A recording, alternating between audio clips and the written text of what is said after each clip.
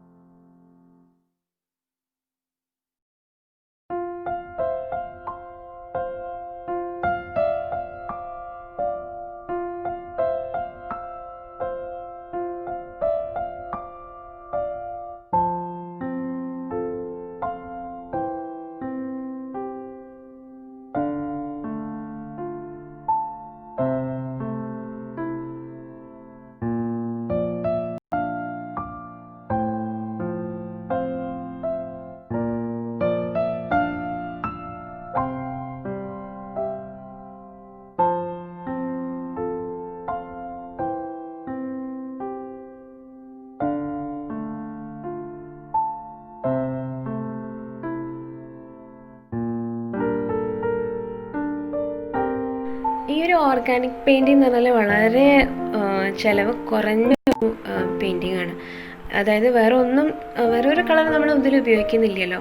ഒരു പാക്കറ്റിന്, അതായത് ബ്രൂവിൻ്റെയൊക്കെ instant coffee പൗഡറിൻ്റെ ഒരു പാക്കറ്റിന് 1 രൂപയെ ശരിക്കും വരുന്നുള്ളൂ. ശരിക്കും ഒരു 5 പാക്കറ്റ് ഉണ്ടെന്നുണ്ടെങ്കിൽ നമുക്ക് വളരെ ഈസി ആയിട്ട് ചെയ്ത് തീർക്കാവുന്ന ഒരു പെയിൻറ്റിംഗ് ആണ് ഇത്. അപ്പോൾ നമുക്ക് കളറ് കൂടുന്നതിനനുസരിച്ചിട്ട് വളരെ കുറച്ച് വെള്ളവും, കളർ നമുക്ക് വളരെ കുറവാണ് വേണ്ടതെന്നുണ്ടെങ്കിൽ കൂടുതൽ വെള്ളവും ആഡ് ചെയ്തിട്ട് ഒന്ന് മിക്സ് ചെയ്തിട്ട് യൂസ് ചെയ്താൽ മാത്രം മതി. ഈ കാപ്പിപ്പൊടിയുടെ മണം നല്ലൊരു സ്മെല്ലാണല്ലോ. അപ്പോൾ നമ്മൾ വർക്ക് ചെയ്യുമ്പോൾ നമുക്ക് വളരെ എന്താ പറയുക, നല്ല സ്മെല്ലൊക്കെ ആസ്വദിച്ച് ചെയ്യാൻ പറ്റുന്നൊരു വർക്ക് കൂടിയാണ്.